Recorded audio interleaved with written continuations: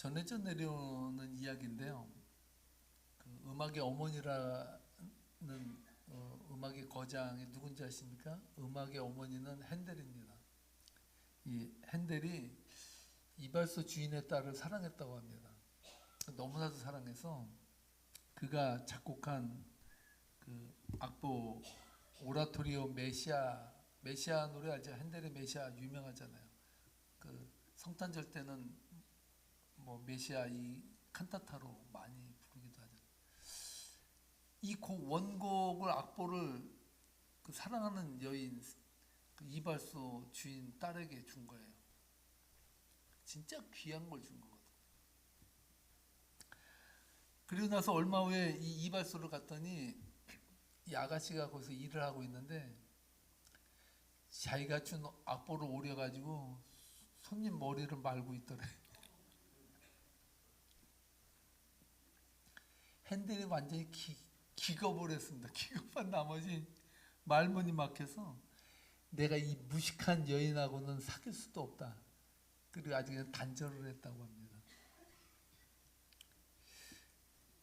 여러분 이 악보가 얼마나 가치가 있는지를 모르면요, 그냥 종이 딱지랑 다를 게 하나도 없는 거예요. 성경이 위대한 책이라고 합니다. 이 성경 말씀을 통해서요, 수백만의 사람들이 길을 찾고 은혜를 받고 하나님 안에서 평안을 누리고 행복하게 살았습니다. 근데 이 귀한 말씀인 성경도요, 가치가 없는 사람들에게는 아무 쓰잘데기 없는, 그러니까 종이에 불과한 그런 종이짝에 비할 바 없는 그런 가치밖에 안 되는 거거든요. 예수님도 마태복음 7장에 보니까 아주 재미난 비유를 하시는데 이런 비유를 했습니다.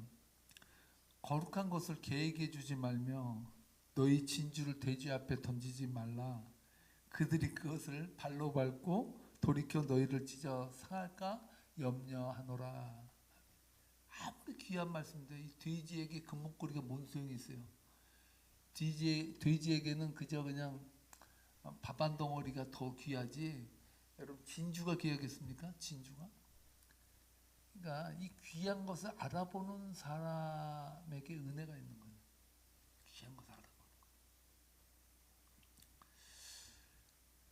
오늘 본문을 보니까요, 그 귀한 복음이요, 어떤 사람에게는 돌덩어리로 보이고 그 돌덩어리 넘어지게 하는 그러한 물질밖에 안 된다라고 말을 하고 있거든요.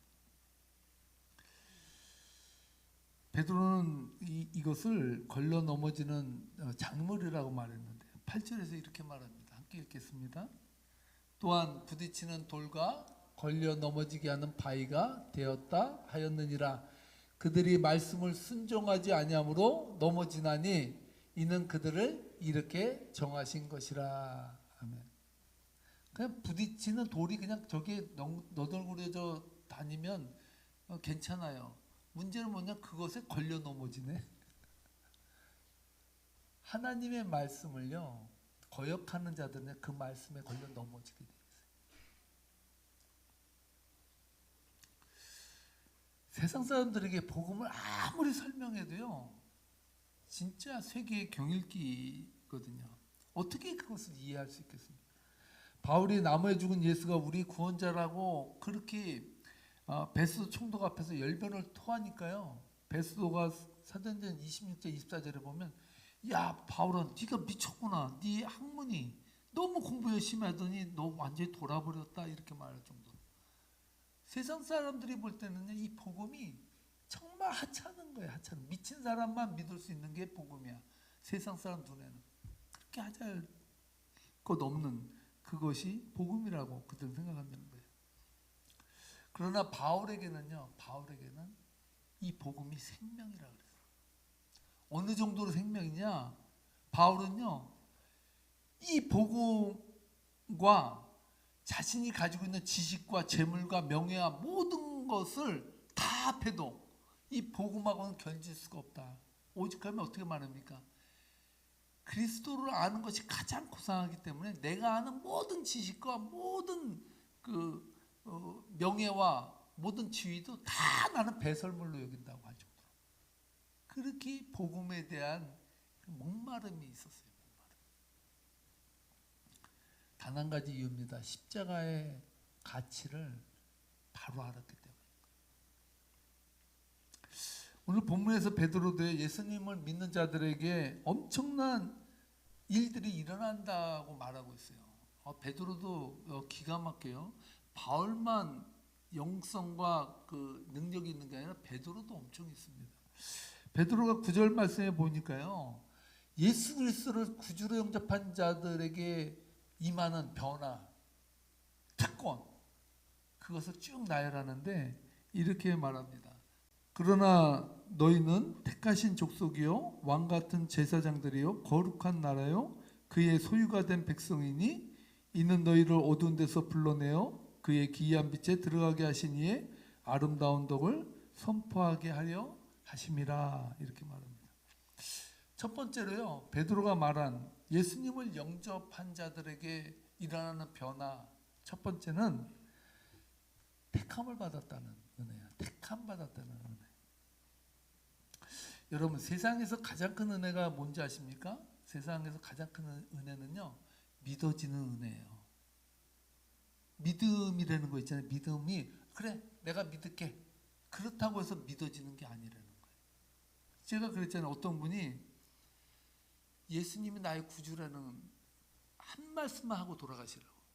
그 숨이 멎히는 순간에 그 말을 한마디만이라도 하라 그래도요, 죽을 때까지 안 믿어지는데 어떡하냐고 죽는 사람도 있어요. 그 믿어지는 거요, 은혜예요. 진짜라니까. 여러분, 내가 성령의 은혜를 받았나? 확실한 증거가 하나가 있어요. 뭔지 아세요? 예수님이 나를 죽었다는 게 믿어지는 거예요. 이것은 은혜로 우리에게 줬기 때문에 믿어지는 거지 내가 믿고 싶어 믿는 게 아니라는 거예요.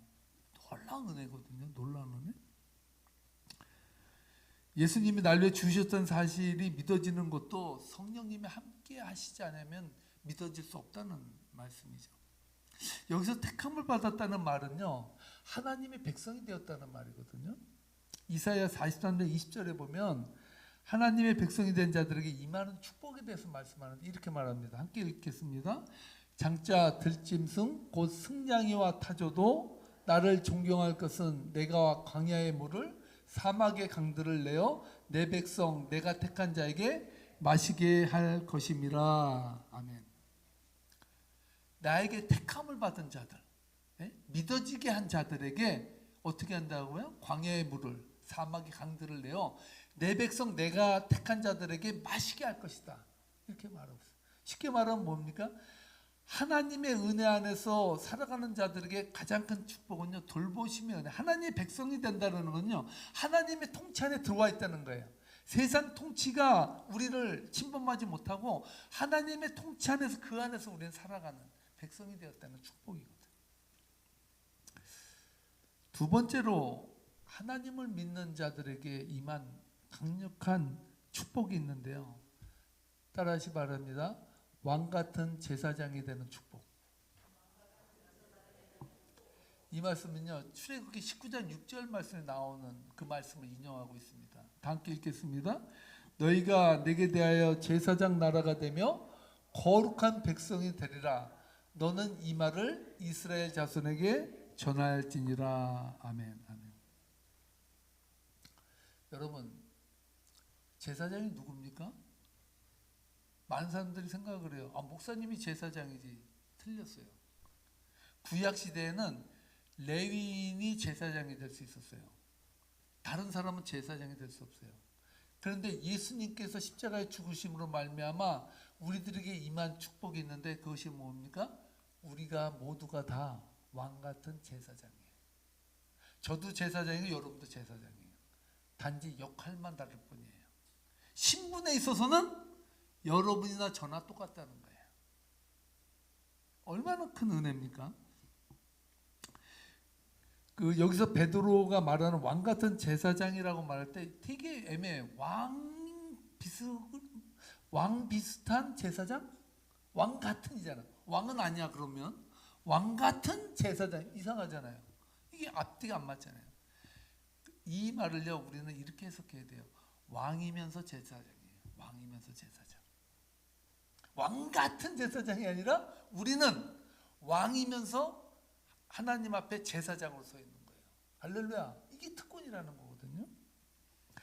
여러분 성경에 나오는 왕이면서 제사장인 사람이 나와요. 그 사람이 누굽니까? 창세기 14장에 처음 등장하는 멜기세덱이에요. 멜기세덱이 왕이면서 제사장이었거든요. 그 14장 18절 19절의 말씀에 보면 이렇게 말합니다. 함께 읽겠습니다. 살레망 멜기세덱이 떡과 포도주를 가지고 나왔으니 그는 지극히 높으신 하나님의 제사장이었더라. 그가 아브라함에게 축복하여 이르되 천지의 주제이시여 지극히 높으신 하나님이여 아브라함에게 복을 주옵소서. 이 멜기세덱은 살렘의 왕이요 지극히 높으신 하나님의 제사장이라. 할렐루야. 여러 왕을 쳐서 죽이고 돌아오는 아브라함 만나 복을 빈 자라. 아멘 아멘. 이 멜기세덱은 살렘의 왕이에요. 왕이면서 뭐예요? 높으신 하나님의 제사장이라는 거예요. 이 멜기세덱이 예수 그리스도의 은혜로 말미암아 누가 멜기세덱이에요? 제가요? 우리 모두가 다 멜기세덱이 됐다는 거예요. 왕이면서 제사장. 왕이면서 제사장의 특권을 누리면서 살아갈 수 있는 권리를 우리들에게 준 거예요. 자, 그렇다면 여러분들에게 묻겠습니다. 여러분, 여러분의 인생이 우리 주님께서 너희는 이제부터 왕 같은 제사장이다. 왕이면서 제사장이다. 자, 그렇게 말씀하셨어요. 뭐가 달라졌어요? 여러분의 인생이 뭐가 달라져요? 달라지긴 뭐가 달라져? 똑같은데. 네? 여러분한테 100번 여러분 왕입니다 그래도 왕 좋지?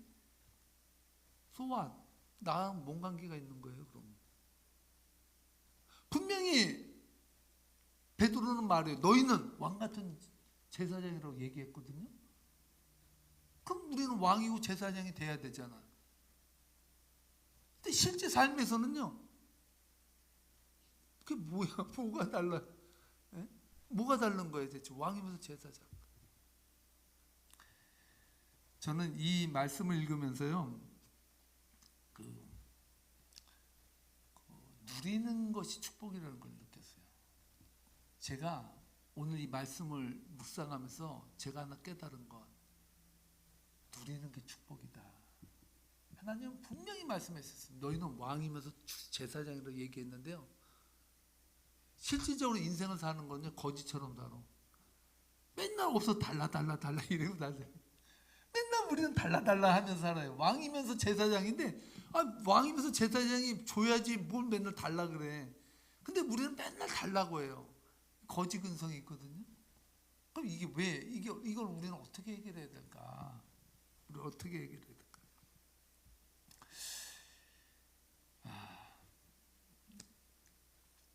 이 멜기세덱은요 살렘의 왕이면서 족보도 없고 시작한 날도 없고 생명의 끝도 없어 하나님의 아들과 닮아서 항상 제사장으로 있다 그랬는데 우리도 인생을 살면서 이제는 제사장과 왕으로 있거든요.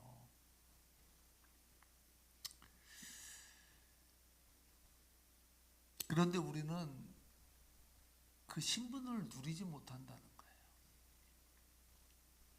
그 이유는 뭘까요? 첫째, 하나님이 누리지 못하게 막으셨다. 둘째, 내가 그 권리를 받았음에도 불구하고 행사하지 못한다. 뭐가 맞을까요? 두 번째 아니에요? 두 번째? 우리가 왕이면서 제사장의 특권을 이미 임명장을 받았는데 임명받은 그 권한을 행사하지도 못하고 내놓지도 못해. 이게 그리스도인들의 현실이라고 말하고 있어요. 하나님은요 예수님께서 십자가에 죽으심으로 말미암아 사망 권세로부터 우리를 다 풀어주셨어요. 할렐루야. 예수님을 믿으면요 우리들에게 변화가 일어나는데 가장 큰 변화가 바로 신분의 변화라는 거예요. 신분의 변화. 우리는요 종이 아니라는 거예요. 종이 아니에요. 여러분 당당내세요. 한선 집사님 당당해지셔야 됩니다. 집사님은 이제 왕이면서 제사장이야.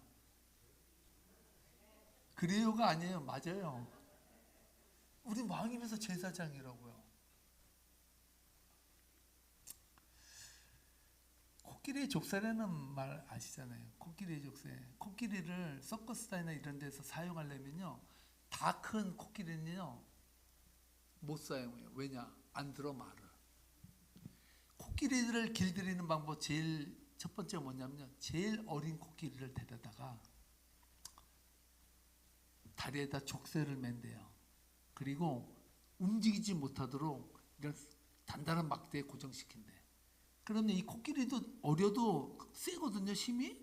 웬만한 거는 다 차고 할 수 있어. 근데 그걸 강하게 약간 좀 만들어 놓는데, 그러면 얘가 좀 몇 번 차다가 안 되는 거야. 내가 여기서 벗어날 수 없네? 이런데 맨날 그거를 계속 세뇌당하는 거예요. 계속 세뇌당. 나는 여기서 못 나가. 난 안 돼. 나는 종이라니까. 아니야, 너는 왕 같은 제사장이야. 아이, 틀려. 나는 종이야, 종. 이런다는 거 계속 그것만 우쭐인데. 그러면요, 나중에는 풀어놓잖아요. 풀어놓고 새끼줄만 걸어놔도요 못 움직인대.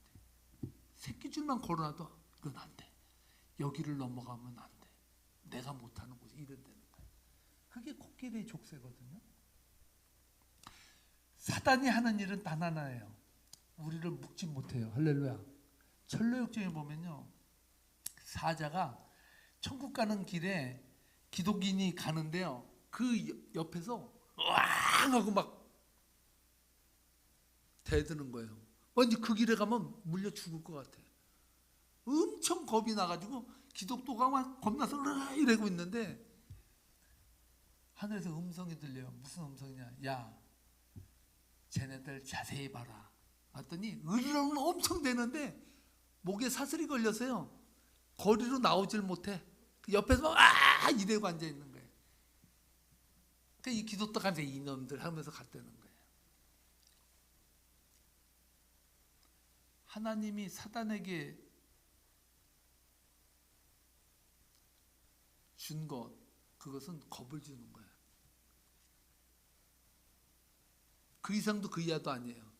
단지 뭐냐, 인간의 부족은 뭐냐, 이 겁을 주는 거에 넘어가는 거. 겁만 좀 주면 그냥 넘어가 버려. 그러니까 두 손 드는 거예요. 두 손 두 발 다 드는 거죠. 그게 우리의 실상이라는 거예요. 우리의 실상. 여러분, 그리스도 안에서 자유함이 뭘까요? 자유함이, 저는 오늘 이 말씀 묵상하면서 사실은 이 말씀은요, 성도님들에게 드리는 말씀인데 하나님이 저에게 준 말씀이에요.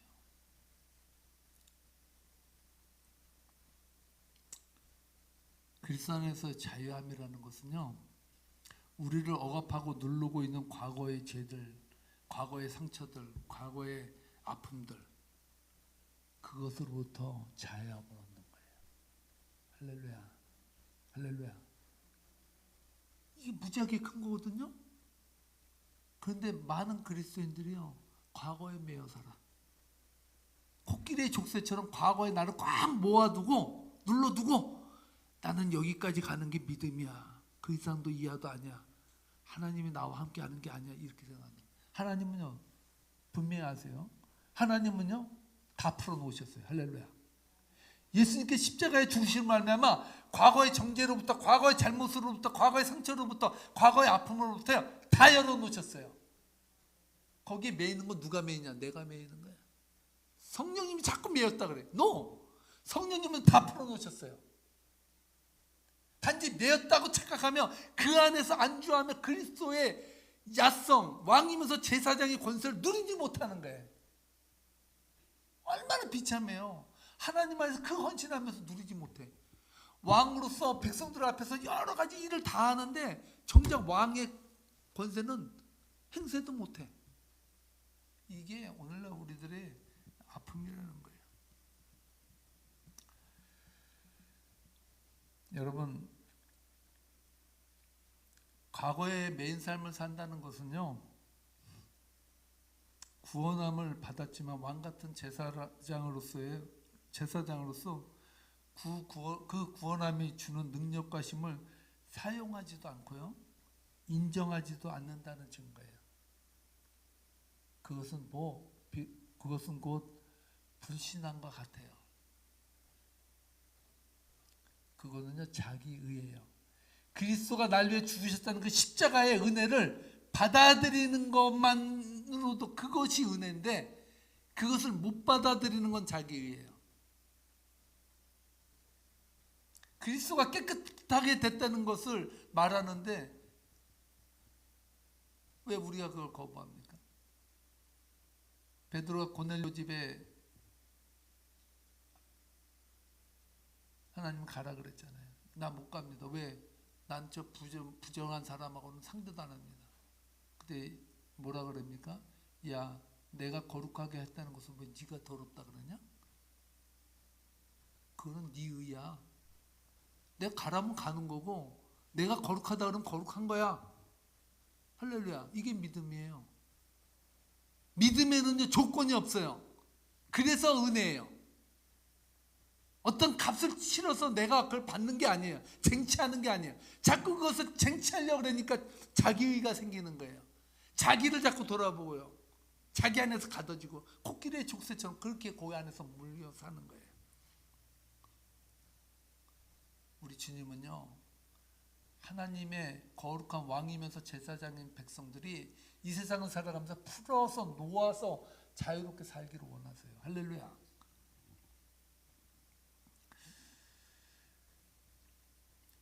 죄송하지만요, 오늘 제가 여러분들에게 오늘 설교는 저를 향해 한다고 말씀드렸잖아요. 좀 죄송하지만 이해하고 들으시기 바랍니다. 제 속에도 얼마나 많은 눌림이 있는지 모릅니다. 저는요, 하나님께서 저를 사용하시는 이유는 약하기 때문에 붙들어 주려고 사용하시는 걸 알아요.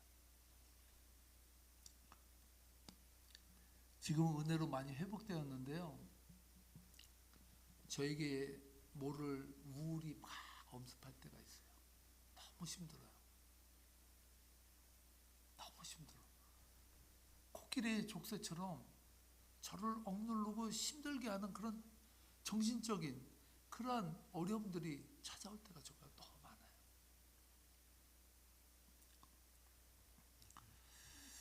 저희 어머니가 형제들 중에 저를 많이 사랑해 주시는데요, 거기에는요 어머니는 말 못할 이유가 있어요. 왠지 아세요? 어머니가 저를 뵈고 나서 한날은 편지가 왔는데 어느 이름 모를 여인이 저희 아버지에게 쓴 러브레터야. 사랑하는 정용 씨 해가지고 왔어요. 그걸 저희 어머니가 뜯어봤네. 그걸 보고요, 어머니가 얘기하세요. 애 떨어지는 줄 알았다. 그게 누구예요? 저예요. 저 떨어질 뻔한 거. 제가 좀 약간 좀 이 정신적으로 좀 약해요. 그 어머니는 얼마나 제가 약했는지요. 그 어릴 때 저는 울면요, 경기를 하면은 이 눈알이 돌면서 호흡이 멈추고 간대. 그러니까 저희 어머니 아버지가 인공호흡을 시켜서, 그때는 돌팔이 지역 의원한테 저를 데려가다가 깨기도 하고 했대요. 그렇게 약했어요. 하는 거 먹다가 조금만 체하면 벌써 경기해가지고 벌써 죽고요. 제가 벌써 2번을 죽을 뻔한 고비를 넘겼대요. 너무나 약한 거예요. 그러니까 어머니는 그것이 어머니 때문인 줄 아는 거예요. 그걸 가끔 얘기해요. 저한테 미안하다고. 내가 조금 아프면요, 내가 잘못했다 미안하다 그래. 애 떨어질 뻔한 것 때문에 그러십니까? 중요한 건 뭐냐, 저도 그런 줄 알고 사는 거예요. 어머니가 나 애 떨어지게 해가지고 나 완전 정신적 충격 먹어가지고 내가 삶에 나도 힘들어 이렇게 내 인생 돌리도 맨날 저는 뭐가 안 되면 핑계 댈 때가 있어. 누구 어머니 맨날 어머니 미안하다니까 저는 그게 미안해야 되는 줄 알았어요. 난 그렇게 살아야 되는 줄 알았어요.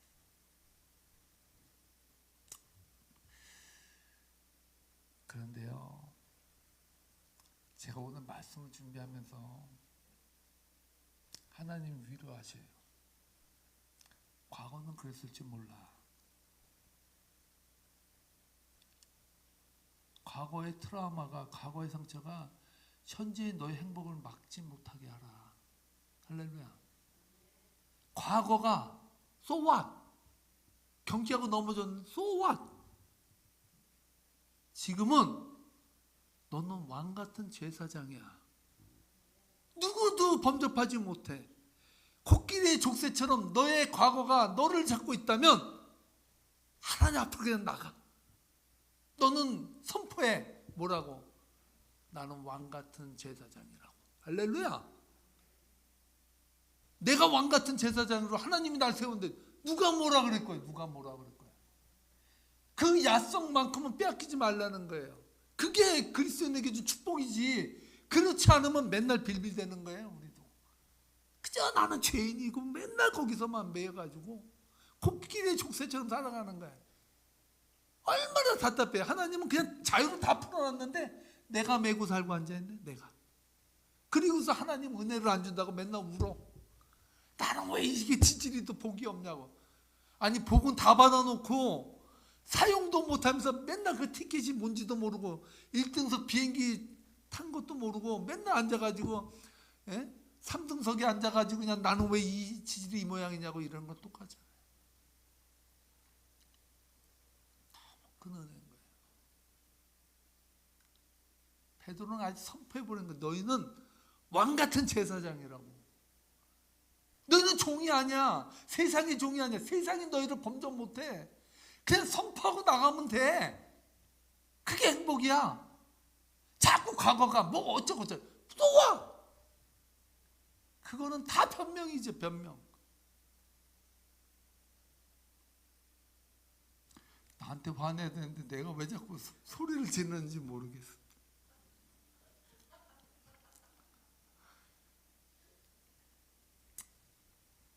바울을 생각해 보세요. 바울이라고 해서 완전합니까? 바울이요. 지가 한 일 생각하면요. 정말 바울은요. 살인자라고 얘기를 해요.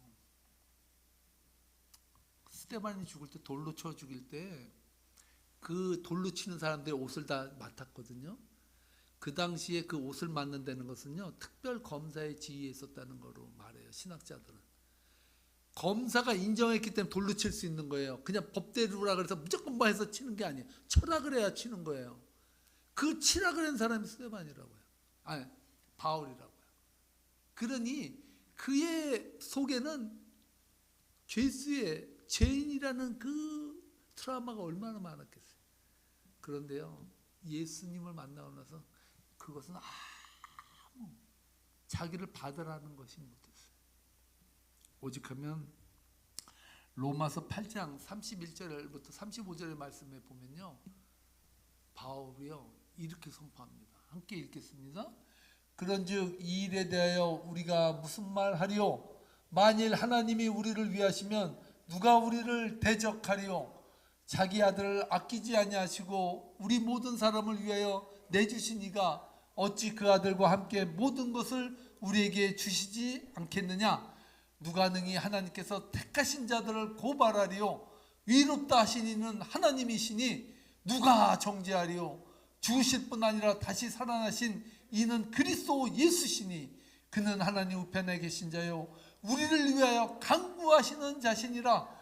누가 우리를 그리스도의 사랑에서 끊으리요? 환난이나 공고나 박해나 기근이나 적신이나 위험이나 칼이랴. 누가 우리를 그리스도의 사랑에서 끊으리요? 환난이나 공고나 박해나 기근이나 적신이나 위험이나 칼이랴. 우리를 그리스도의 사랑에서 끊을 수 없다는 거예요. 누가 끊어요? 내가 끊어. 내가. 자기가 끊고 앉아있어. 자기가. 코끼리 족쇄처럼 그 바운드리 안에서 하나님이 주신 자유를 누리지도 못하고 그 안에 범죄 안에서 허덕이는 저를 보게 하셨어요. 제가 복음 안에서 왕같은 제사장의 삶을 살지 못하는 거예요. 누리지 못하는 거예요. 그러니까 맨날 어두운 데서 빌빌대고 그것이 그냥 즐거움이냐 쾌락이냐 그 욕망과 욕구에 차서 살아가는 그 죄된 모습, 그것은 왕 같은 제사장의 모습과 다르잖아요. 왕 같은 제사장의 삶을 선포하면 그 격에 맞게 살아가는 거거든요. 오늘 주님은 저와 여러분들에게 말씀하십니다. 따라하시 바랍니다. 있는 대로 나와라. 나는 왕 같은 제사장이다. 앞으로 성도 여러분, 저나 여러분이나 선포하세요. 바울이 누가 우리를 그리스도 사랑해서 끊으리요 이렇게 선포하듯이 여러분들도 그렇게 선포하고 나가세요. 이것은 그리스도인에게 준 하나님의 절대적인 무기입니다. 이 무기 한번 사용해보다 가야 되는 거 아니에요? 하나님 앞에 갈 때. 맨날 우리가 빌빌대고 코끼리 족쇄처럼 살아가야 되겠습니까? 왕 같은 제사장이 됐으면 한번 그 권세 한번 누려보자고요. 저나 여러분이나 이 권세로 승리하는 권속들 되시기를 주님으로 축복합니다. 축복합니다. 기도하시겠습니다.